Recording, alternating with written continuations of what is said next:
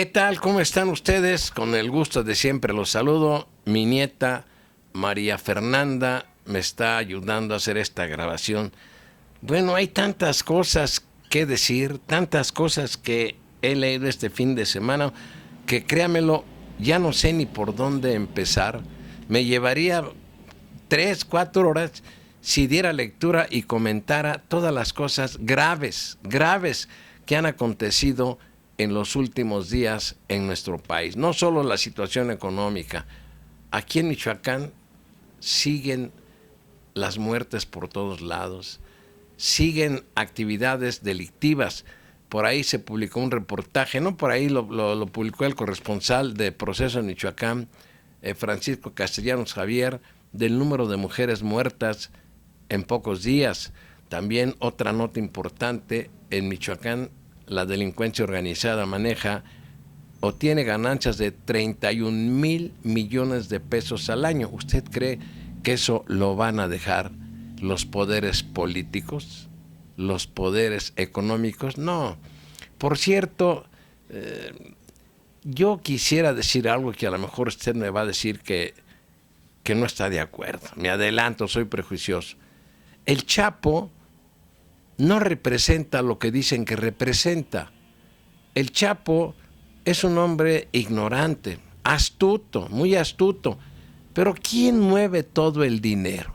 ¿Quién mueve los millones y millones de dólares? Evidentemente que él no lo puede hacer. Yo siempre he sostenido que el Chapo es un operador de primer nivel, pero no es el cerebro de una estructura criminal, lo que ya nos empiezan a calificar lamentablemente algunos académicos como narcoestado. Alguien maneja la millonada de pesos. ¿Quiénes son? Yo no lo sé, porque las investigaciones únicamente quedan a nivel de operadores de piso. Repito, el Chapo, inteligente, astuto, tal vez ha acumulado una gran fortuna, pero no es el delincuente al que tratan de hacer aparecer como si fuera lo máximo, un cerebro. Desde luego es un sujeto peligroso, ha cobrado muchas víctimas, ha ordenado la muerte de mucha gente, se ha enriquecido, ha envenenado a muchos jóvenes. El otro día me leía una nota sobre la comparación entre Pancho Villa y el Chapo Guzmán. Les dije que por favor no hay punto de comparación. El otro ciertamente se inició como bandolero, pero peleó por una causa justa que fue una etapa de la Revolución Mexicana. El Chapo pelea por el dinero, por el poder, pero repito, no se dejen ustedes engañar. Por cierto, que la visita del Papa a México le sirve de un gran distractor al gobierno de Peña Nieto. Un gran distractor, lamentablemente. Qué bueno que venga el dirigente de una iglesia tan importante como la católica, pero lo utilizan ¿a cambio de qué? Eso sí yo no lo sé. Lo único que sí le aseguro es que ha habido fuertes presiones sobre la gente más allegada al Papa para que el llamado dirigente de la Iglesia Católica, se conduzca con mucho cuidado, con mucha cordialidad en nuestro país, que a lo mejor no plantee lo que debería de plantear de las injusticias graves que hay en nuestro país. Pero mire, quiero entrar a otro tema. Estoy leyendo la revista Proceso, el número 2016 del 7 de febrero. Cómprela si puede. Trae un trabajo estupendo, se llama Expediente a la Luz, la trama oculta de la boda. Se refieren a la boda de Peña Nieto y la señora Angélica Rivera. Dice: el cardenal Norberto Rivera, Televisa, un presbítero sacrificado, Angélica Rivera y Enrique Peña Nieto forman parte de una maquinación por el poder que compromete al Vaticano y al propio Papa Francisco. El reportaje es extenso, muy bien documentado, con muchas fotografías, y pues a lo mejor yo lo canso si le doy lectura en su totalidad. Está en la revista Proceso. Pero puedo leerle algo, una especie de resumen que aquí tengo de Proceso. Dice: una compleja maquinación eclesiástica y política protagonizada por la Arquidiócesis de México y el gobierno del Estado de México, se urdió detrás de la historia rosa y pública del enlace religioso entre Enrique Peña Nieto y Angélica Rivera para anular en 2009 la boda entre la actriz de Televisa y el productor de telenovelas José Alberto El Güero Castro, realizada 5 años atrás en la iglesia de Fátima en la colonia Roma. En esta trama, el cardenal Norberto Rivera decidió castigar al sacerdote José Luis Salinas Aranda, enjuiciado por el Tribunal Eclesiástico de la Arquidiócesis de México por haber simulado, entre comillas, un enlace matrimonial entre Rivera y Castro en una playa de Acapulco, lo cual quiere decir que no lo simuló, fue una realidad, ignorando la validez de la boda auténtica efectuada en la Ciudad de México, tal como consta en el acta original del 2 de diciembre de 2004, la Rota Romana, máximo tribunal eclesiástico con sede en el Vaticano, revirtió desde el 20 de noviembre de 2012 el juicio en contra del cura Salinas Aranda, considerando que fue víctima de un craso simulacro de justicia. Es decir, lo enjuiciaron, aunque se escuche redundante, injustamente. Lo procesaron injustamente, según consta en el documento original y en las 2 traducciones de latín al español a la que tuvieron acceso Proceso y Aristegui. Yo no quiero darle lectura a todo esto, no porque no tenga el valor de hacerlo, sino yo quisiera que usted comprara la revista Proceso o que lo consulte en el portal de la agencia APRO, donde está ampliamente detallada todas esas irregularidades que se dieron, todas estas mentiras y la forma en que esos que se llaman dignos representantes de la Iglesia Católica tuvieron que hacer para poderse llevar a cabo la boda entre en aquel entonces gobernador del Estado de México, Peña Nieto, y la señora Angélica Rivera. No cabe duda, lo aclaro para que usted no me vaya a reclamar. No me estoy pronunciando en contra de la fe católica, en contra de la existencia de un ser supremo. Me pronuncio en contra de curas deshonestos, inmorales, que son, yo les llamo, antirreligiosos, anticristianos, y que ponen la doctrina católica al servicio del poder político. ¿A cambio de qué? Yo no sé. Obviamente de algo, pero repito, no piense usted que yo atento contra sus creencias religiosas, son muy respetables, cualesquiera que éstas sean. No atento con la existencia de un ser superior en el que usted y millones de personas creen. Censuro la actitud de los religiosos, del poder eclesiástico, que se prestan a todo, a las porquerías más sucias. No importa que tuerzan todos los aspectos canónicos, no importa que tuerzan el pensamiento expresado por Cristo a través de sus apóstoles. No les importa eso. Ellos lo que quieren es poder, poder y más poder.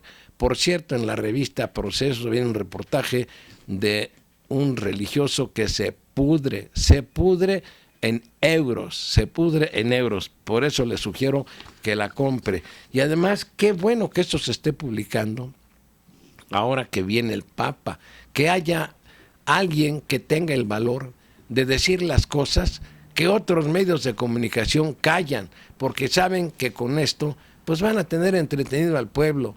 Yo digo, ¿qué justicia puede esperar el pueblo de México si el Papa, al parecer, y según lo han declarado colaboradores cercanos a él, hasta el momento se niega a recibir a los padres de los desaparecidos de Ayotzinapa y de más de 26,000 familiares, no, son más, 26,000 personas desaparecidas? El Papa debería de atender todos estos reclamos de justicia, insisto, no para que él repare los daños, él no es autoridad, pero sí para que les dé un mensaje de esperanza, si es que eso dice que viene a hacer, para que sigan luchando por el camino de la legalidad, para que esto se esclarezca, porque lo único que ha estado haciendo el gobierno de Peña Nieto es desprestigiar a organismos internacionales que han echado abajo todas las mentiras que se han dicho fundamentalmente sobre el caso Ayotzinapa. Pero ya me estoy apartando del tema. Yo sí le sugiero que lea lo de la revista, lo de Proceso, inclusive uno de los sacerdotes le mandó una carta a Peña Nieto. Dice: le advirtió el cura al entonces gobernador del Estado de México, yo creo que se refieren al sacerdote Salinas Aranda, le advirtió a Peña Nieto en una misiva enviada el 5 de noviembre de 2010, 3 semanas antes de su boda en la Catedral de Toluca, que existían, entre comillas, una gran cantidad de irregularidades canónicas. Bueno, ¿qué le dijo también en esa misiva? Si en este tema, no lo sé, alguien le ha asesorado, quiero decirle que lo ha hecho no solo mal, sino muy mal. Le advirtió el cura al entonces gobernador del Estado de México. Las implicaciones que todo esto tienen son en verdad muy graves y por lo mismo muy importantes de tomarse en cuenta, remató Salinas a Peña Nieto en vísperas de lo que se llamó la boda del año, como la calificó la revista Caras de Televisa. Por cierto, que después la Presidencia de la República declinó realizar algún comentario sobre este reportaje. Aunque esto pueda ser un caso privado, pues claro que no, se transformó en un asunto público. ¿Por qué?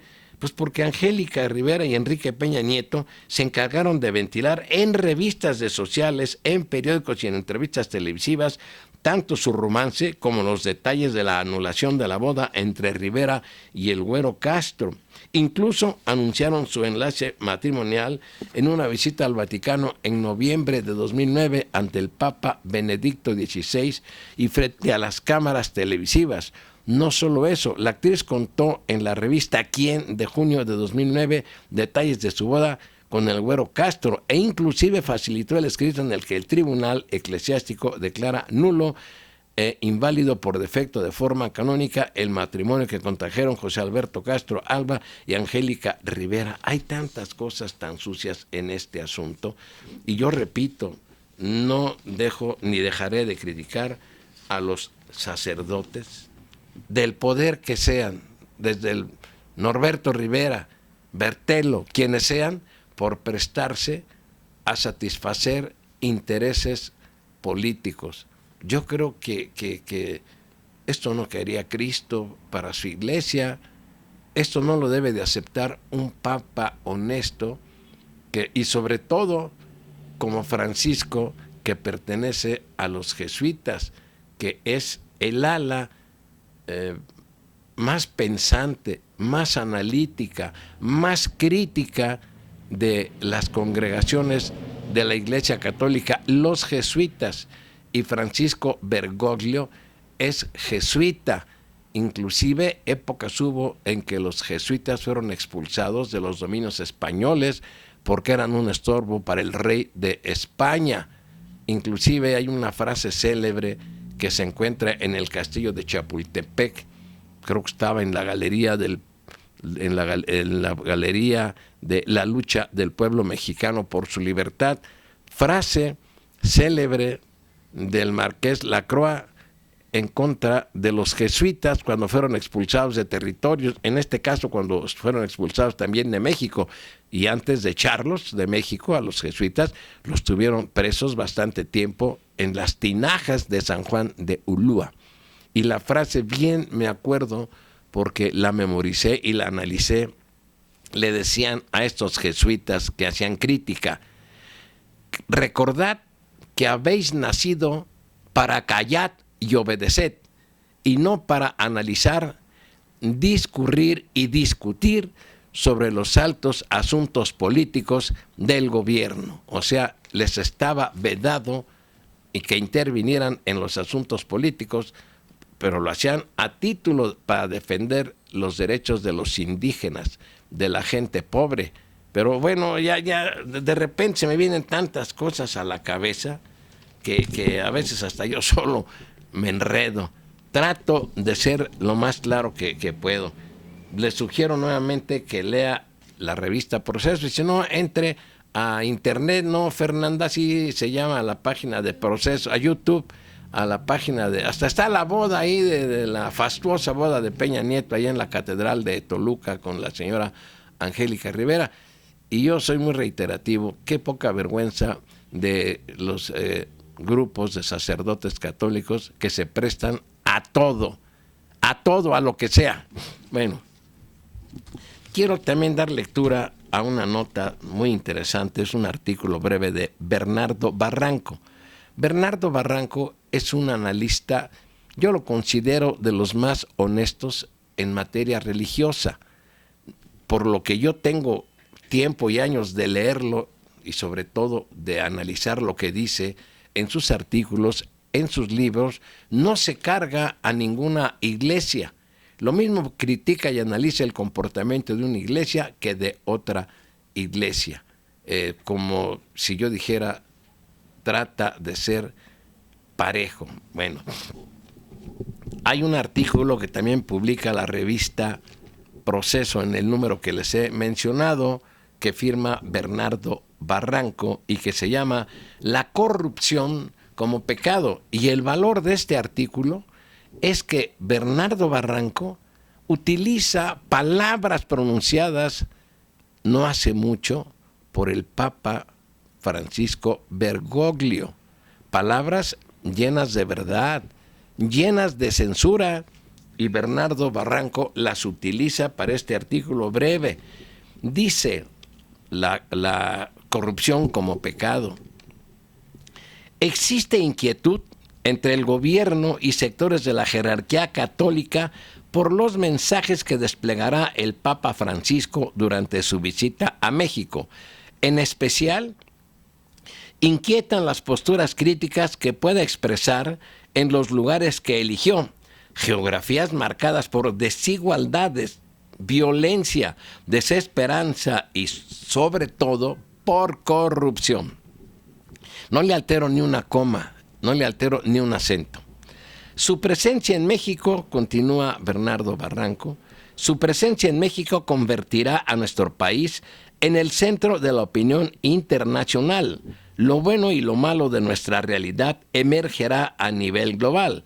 Por ello, la clase política ha expresado preocupación por la imagen que se proyectará de México y por los discursos críticos que planteará o insinuará el sumo pontífice católico. La dimensión de Francisco, hay que subrayarlo, dice, es la de un líder mundial que goza de amplio reconocimiento. Por tal razón, la forma en la que opine sobre nuestra circunstancia es motivo de intranquilidad. A esto responde la presencia reciente de la canciller Claudia Ruiz Massieu en el Vaticano, así como los pronunciamientos del nuncio Christophe Pierre, insistiendo en que los mensajes del Papa serán de paz y misericordia, más allá de las críticas y reconvenciones.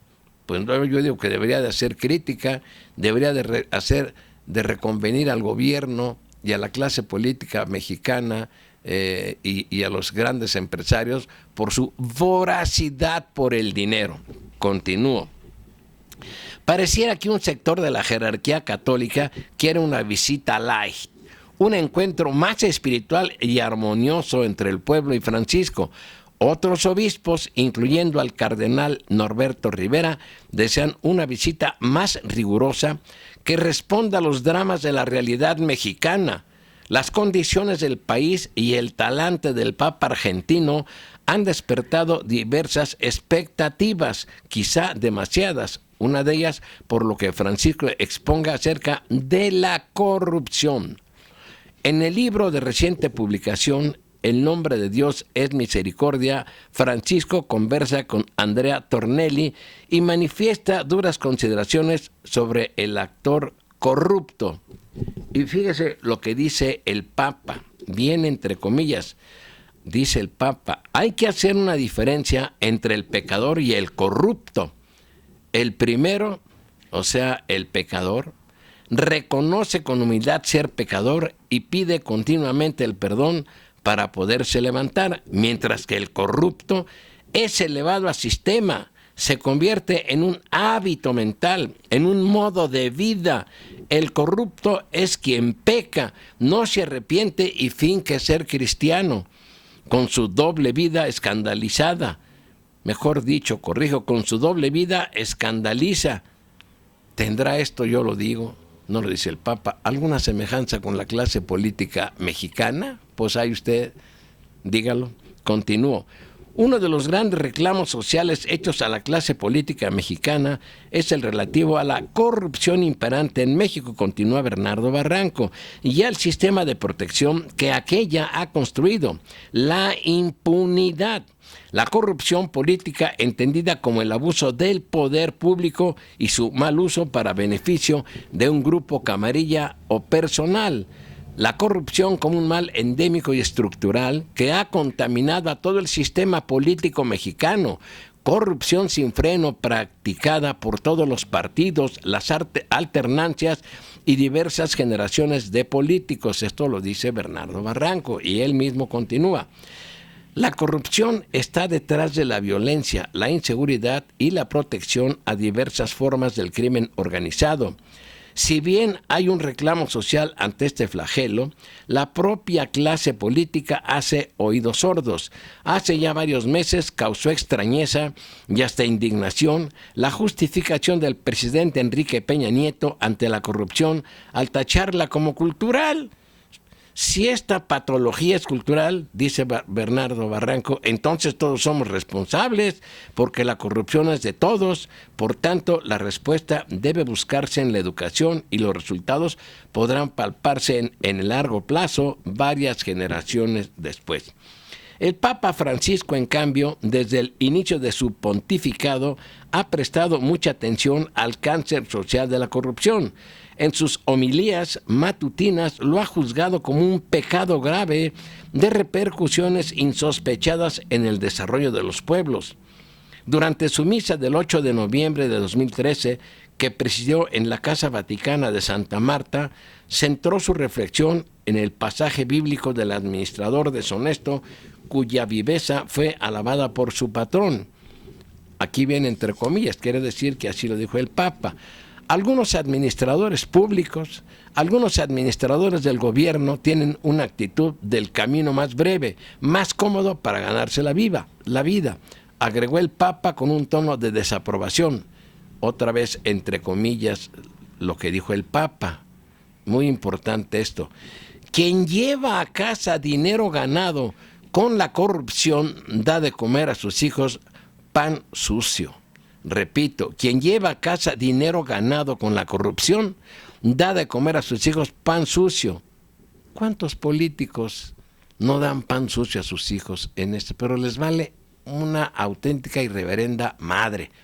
No les importa madre, sabiendo que ese dinero es producto del dolor del pueblo, del despojo, de los grandes negocios que han hecho en la entrega de contratos. Bueno, está muy interesante. Quien lleva a casa dinero ganado con la corrupción da de comer a los hijos pan sucio. Por eso el Papa pidió a todos rezar por tantos niños y jóvenes que reciben de sus padres el pan sucio. ¿Usted cree que esos jovencitos van a rezar si traen carrazos del año, si viajan por el mundo entero con dinero sucio, con dinero mal obtenido? Bueno, aquí otra vez viene entre comillas lo que dijo el Papa. Ellos también están hambrientos de dignidad.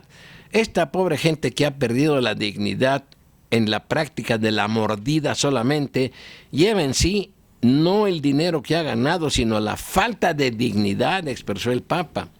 Aquí sigue Bernardo Barranco. La corrupción como alter ego de la cultura política mexicana es una excusa simplista y una salida agreste. Detrás de una explicación cultural hay una justificación inaceptable porque enmascara la red de complicidades que los políticos con el poder van construyendo. ellos se solapan y se protegen unos a otros. Si uno cae, todos caen también. Y el drama de la corrupción parece no tener fondo ni fronteras, porque reina la opacidad en torno a las complicidades institucionales. Solo los escándalos continuos nos revelan que la corrupción es sistémica y que la responsabilidad recae en los liderazgos de la sociedad. Continúo leyendo a Bernardo Barranco. Afrontar la corrupción es admitir que efectivamente existe entre los actores que conducen el país. Dicho de otra manera, la mayor responsabilidad recae en las autoridades, en las instituciones de gobierno, en los dirigentes políticos y empresariales y en los medios de comunicación. Esta cultura del cochupo transmina como un virus contagioso a las familias, empresas, escuelas, iglesias y a las organizaciones de la sociedad civil. El problema se agudiza con el menosprecio de los dirigentes de los partidos políticos. El caso Moreira es un buen ejemplo de ello, dice Bernardo Barranco. Sigo leyendo. Para Francisco, o sea, para el Papa, la corrupción es una perversión de la forma de vida de las élites que conducen a la sociedad a perder el respeto a sí misma, que fractura el sentido de la autoridad y de la responsabilidad social. Los principales afectados son la propia sociedad, así como las familias de los funcionarios políticos, consejeros, legisladores, magistrados, administradores, puntos suspensivos. Y viene entre comillas, seguramente, dice, y sus hijos, quizás educados en colegios costosos, quizás crecidos en ambientes cultos, habían recibido de su papá como comida porquería, porque su papá, llevando pan sucio a la casa, había perdido la dignidad. Esto es un pecado grave. Esto lo dijo el Papa Francisco Bergoglio, y lo repito.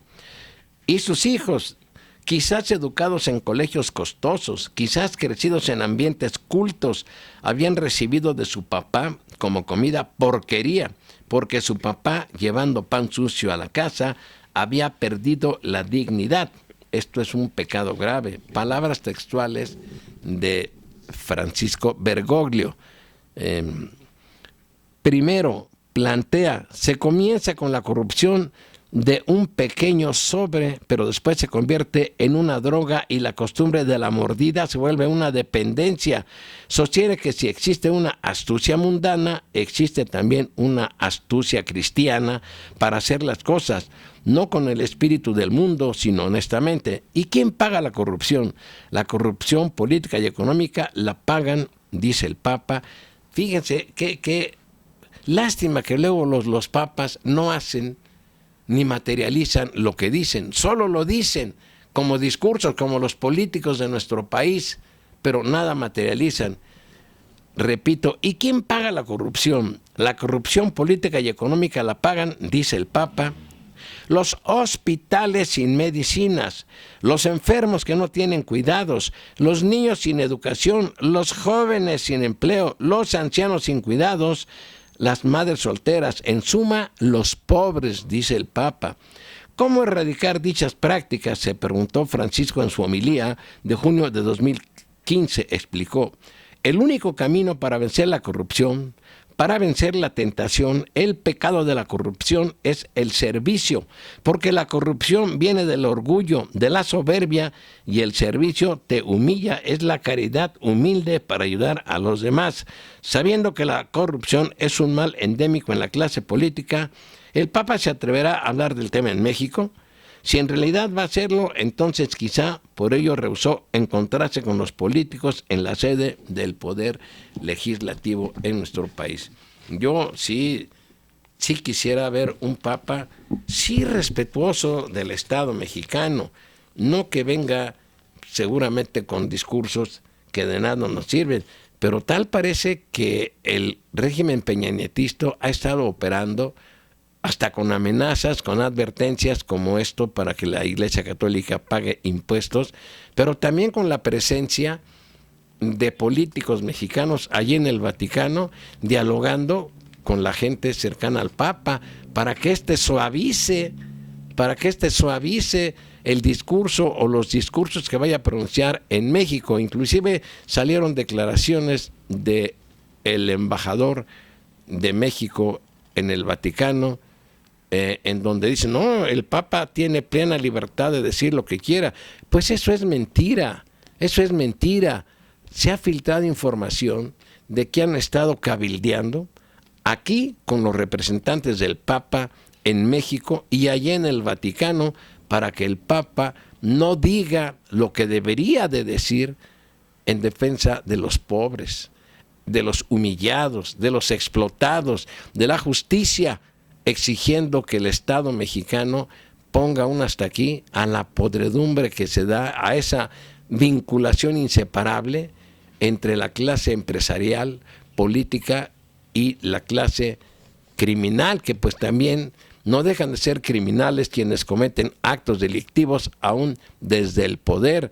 A mí me gustaría ver a un papa con la sotana bien puesta, yo no diría con los pantalones, no se le ven, pero sí con la sotana bien puesta, con el pensamiento de Cristo en su mente, con las palabras que según dicen los apóstoles, porque pues Cristo nunca escribió nada, lo dicen los apóstoles a través de la Biblia, que de veras viniera a predicar lo que es la doctrina, o más bien la justicia cristiana, no la doctrina de la actual Iglesia Católica que está toda torcida, toda tergiversada. Reconozco, yo doy testimonio de conocer a sacerdotes honestos, a sacerdotes, pero viven en la pobreza, viven marginados. ¿Por qué? Pues por eso, porque son sacerdotes honestos, porque ellos sí dan testimonio de Cristo con su humildad, buscando la justicia, buscando orientar a la gente, pero no solo orientarla en la doctrina, sino hasta cuando usted tenga tiempo de leer algo de la teología de la liberación, vale la pena que usted dé una ojeadita a lo que es la teología de la liberación, que es la lucha por los derechos de los pobres, de los marginados. Aquí en Michoacán yo le puedo dar testimonio de no menos de 10 sacerdotes que viven con humildad, traen carcachas viejas en donde transportan a la hora que sea de los pueblos en donde están a personas enfermas, las traen al hospital civil, andan consiguiendo medicamentos para esa gente, viven con humildad. Ya trataré, luego no me da tiempo, digo, voy a tratar de hacer 2, 3 reportajes, luego se me echa el tiempo encima a mis ocupaciones y no lo hago para que vea cómo viven algunos sacerdotes. Pero claro, los que se retratan con Peña Nieto, pues no, pues esos viven en la opulencia, esos traen, bueno, por aquí había un sacerdote, no había, todavía existe, que traía un Volvo del año de una iglesia muy famosa. Ya no digo más nombres, me van a condenar, me van a excomulgar, me van a echar me van a decir que me voy a ir al infierno. Pues ya vivir a veces en las circunstancias en que viven los pobres, los marginados, es peor que un infierno. Por eso hay sacerdotes que dicen, no, el infierno no está abajo, el cielo no está arriba, el infierno está aquí cerca de nosotros y también el cielo también está aquí cerca de nosotros. Y ya no lo canso más a usted con esta perorata que le estoy soltando, solamente le recomiendo que lea la revista Proceso. Me da gusto saludarlos y gracias, Fernandita.